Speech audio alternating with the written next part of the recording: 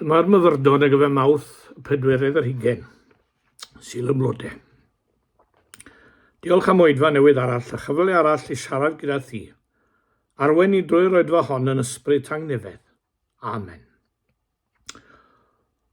O cadw ni rhag dyfod oes, heb goron ddrain, na chur, na chroes. Mi ges i ngeni ym mhentref Deiniolen wrth droed yr wyddfa, ac roedd e'n bentref chwareli yng nghanol y llechi. Roedd nifer o'r ddynion Deiniolen yn dioddef o henaflwydd y silicosis, aflwydd y garreg glas. Oedd yr un peth yn wir am hen lowyr ar ardal hon wrth gwrs, ar niwmo. Alla'r boes yma ddim yn gweithio. Oedd e'n ddigon anodd iddyn nhw ymlwybro tua'r llyfrgell i gael cwmni i gilydd. Yn rhyfedd iawn, mae'r chwarel oedd y bai am ei hanwylder. Am y chwarel y byddai'r sgwrs yn anorfod. A geirfa'r chwarel oedd ei geirfa, caban, lle caint fwyd, cit mochal ffiar, shed i guddion i rhag tanio, adeg tanio. Yna roedd yna enw ar gwahanol rannu'r chwarel, Penrhyn Bach, Banc Rowlar, Abyssinia, Sinc Pen Rhydd, a byddai enw sawl gwythien yma yng ngweithfeydd y cwm hefyd wrth gwrs. Yn griw difyr oedd chwarelwyr y gogledd a glowyr y de, a'i sgwrs yn ffraith ac yn ddiwylliedig. Ac un peth arall oedd yn gyffredin rhwng y chwarelwyr a'r glowyr tost yma. Nid hen ddynion oedden nhw, ond dynion ifanc a dynion canol oed. Dynion ymhell o oedran ritero, ond fod y tostrwydd wedi ei troi yn hen ddynion. Yna, fydden nhw ddim i'w gweld yn y llyfrgell neu ar y stryd, a bydde dyn clywed ei bod wedi caethiwo i'r tŷ ac i'r gwely. Un o'r chwarelwyr yn y cyflwr yma oedd gŵr o'r enw Mr Owen Lewis, now lew i bawb yn y pentre. Yn y parlwr gyda fe mi oedd gwely, soffa, bwrdd 2 gader esmwyth a 2 neu 2 o gadeiriau bach. Gwrth ochr y gwely roedd bedside cabinet, o waith now lew i hunan, wedi'i wneud mewn dosbarth nos. Hwnnw oedd yn dal y pethau angen rheidiol i'r claf. Oren neu 2, gwydred o ddŵr, potel o lwcosed, ac hefyd y llyfr emynau. Oherwydd ei wendid, roedd ymwelwyr yn cerdded i mewn i'r tŷ heb gnocio, ac yn aml fe fyddech yn siŵr o ddal yr hen now lew a'r llyfr emynau yn ei ddwylo. A dyma i eglurhad i weinidog ifanc. Mi rydw i'n ffond iawn o'r hen lyfr hymns. Ychydig iawn fyddai'n ddarllen ar y Meibl, a deud y gwir tydw i ddim yn deall rhai darnau ohono fo o gwbl. Mae'n well gen i'r hen lyfr hymns yma.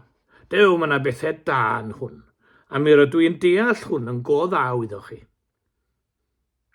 Adwaith cyntaf y gweinidog ifanc di-brofiad oedd syniad y dyn yma, nad oedd yn darllen i Feibl. Ond fe ddaeth y gweinidog i ddeall a chofio geiriau now lew yn well wrth i blynyddoedd fynd heibio. Nid difrio'r Beibl yr oedd e, ond eisiau dangos i'r gweinidog mor anwyl oedd y llyfr emynau ni olwg ef, ac mor werthfawr oedd e iddo fe. Mae gyda ni gyd dipyn o feddwl o'r llyfr emynau. Mae yna geiniau a chanoedd wedi croesi o un byd i fyd arall a geiriau hwn ar ei gwefusau. Mae stori ddiddorol yn perthyn i'n teulu ni a gweud y gwir, am eiriau emyn.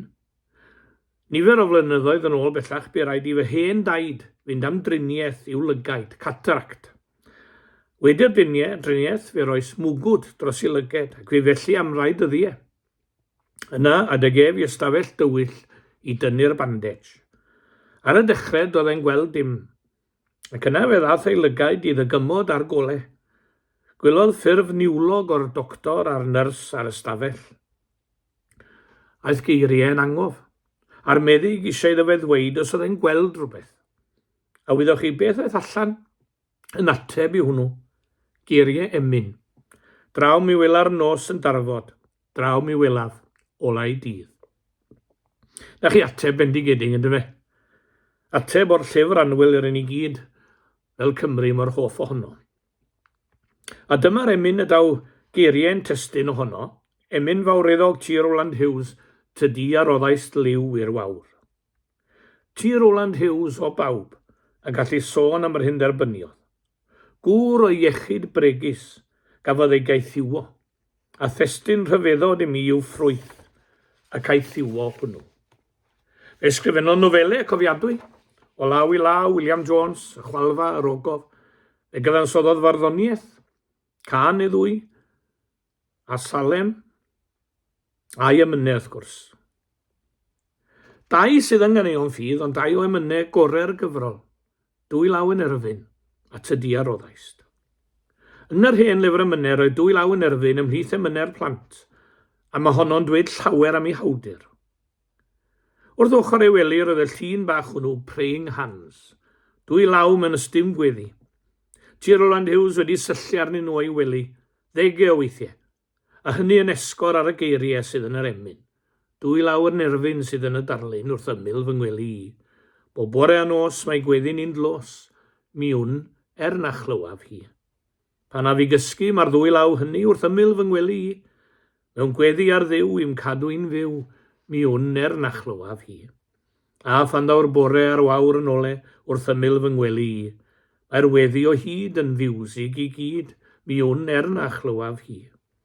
Rhyw nos fach dawel, fe ddwg yr awel o ymyl fy ngwely i, y weddi i'r ser fel leos o ber, a minnau'n ei chlywed hi. Hyfryd, y dyn rhyfedd hwn o garchar a fiechyd, a wnaeth gymaint i gyfoethogau'n llynyddiaeth fel cenedl i wawdur yr emyn mawr, Tydi a Roddaist. Wel, beth a roddodd felly? Chi'n cofio'r pennill cynta? Mae'n sôn am y byd tawel hyfryd i ni'n byw ynddo. Mae'r tawelwch i'w glywed yn ei eiriau. I mi mae yma hefyd sŵn hiraeth personol am weld y Gwanwyn. Cofio'r wawr yn torri, dros chwarel Llanberis falle. Cofio'r machlud draw dros fai Caernarfon hwyrach. Tydi a luniaist gerdd a sawr y Gwanwyn yn y llwyn, o cadw ni rhag colli'r hyd.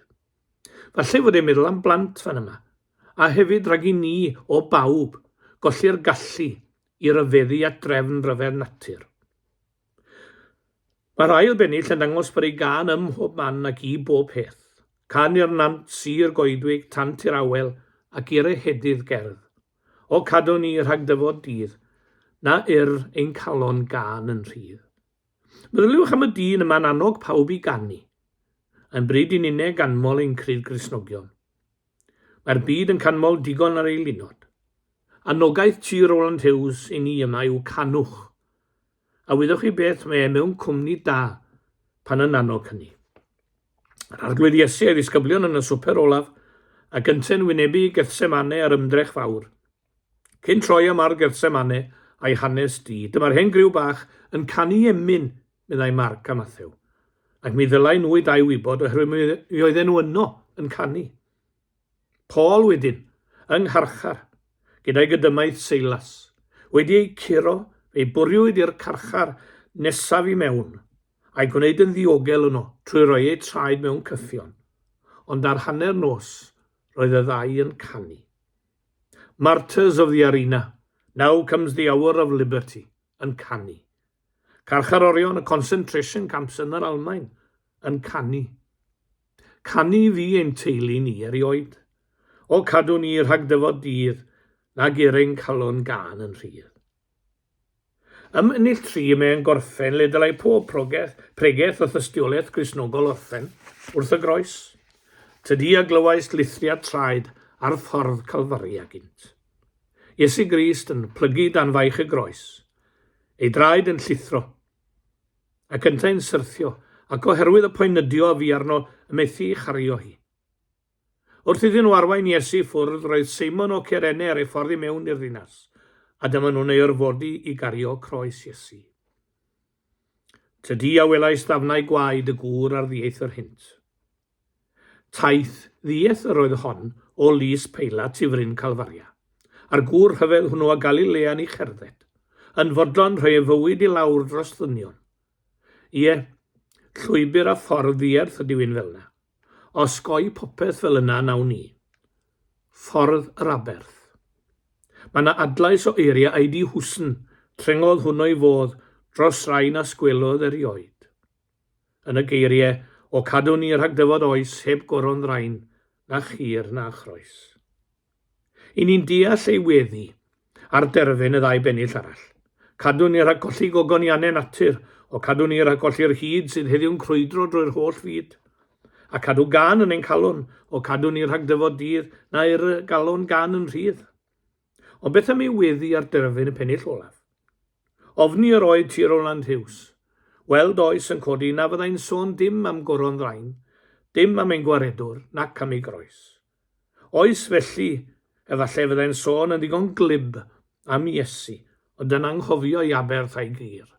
Jesus Christ Superstar.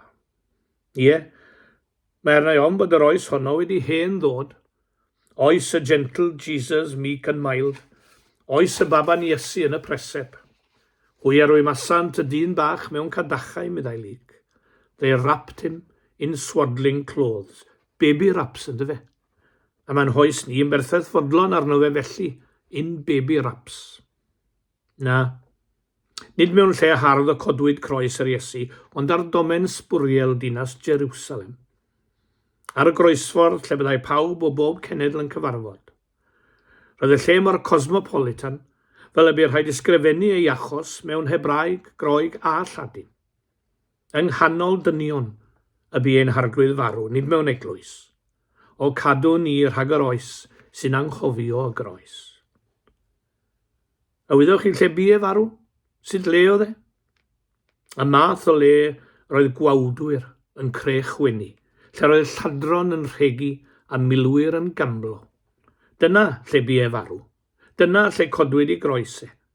A thros rai fel yna, y bu e farw. Fe allwn ni heddiw, fentro gweddio gyda ti Rowland Hughes, am gael ein cadw rhag yr oes sy'n anghofio yng nghanol esmwythyd, un mor arw oedd croes Crist, a mynd i sôn yn glib amdano yn marw ar y groes. Mi o'n i'n actor proffesiynol am flynyddoedd fel y gwyddoch. Os o'n i ddim yn dymuno mynd yn weinidog proffesiynol yn yr ystyr hwnnw, hynny yw paid performer. Mae perygl o fynd felly mewn bedydd a phriodas ac angladd. Ond Duw a'n gwaredo, os awn ni felly ynglyn â choron ddrain a chur a chroes yr arglwydd Iesu Grist. Fe welod ti Rowland Hughes berygl yn hyn, ac mi gredaf iddo roi rhybydd cadarn i ni, o cadw ni rhag dyfod oes, heb goron ddrain, na chur, na chroes. Mwyn eg. Gawn ni weddi orffen. O ddiwy'n tad gweddion dros y gymdeithas yr ydym yn rhan ohoni. Boed i ni dyfu mewn rhinweddau fel pobl sy'n bwyllwch ac yn ddoeth ein barn, fel pobl sy'n gyfiawn yn ei hymwneud ag eraill, fel bobl sy'n gymhedrol yn ei defnydd o'r pethau da rwy ti wedi ei rhoddi ni, ac fel pobl sy'n wrol wrth ddilyn llwybr y gwirionedd. O ddiwy'n tad mae'n dristwch ac yn loes gweld ein gwlad mor ddi hyd ohonot, ac mor bell oddi wrthyt. Ac eto mae dy bobl, y gweddill ffyddlon, o'i hyd wrth ei gwaith. Diolch i ti amdanynt. Bydd gyda hwy yn ei tystiolaethu, bendithia hwy yn ei gwaith. O arglwydd o sgwelion dda wneudiad fywiod eglwys unwaith eto, a'n gwneud yn gyfryngau trawsnewidiad yn ein cymunedau. Gad i ni unwaith eto gyd ganu, Hosanna i fab Dafydd. Amen.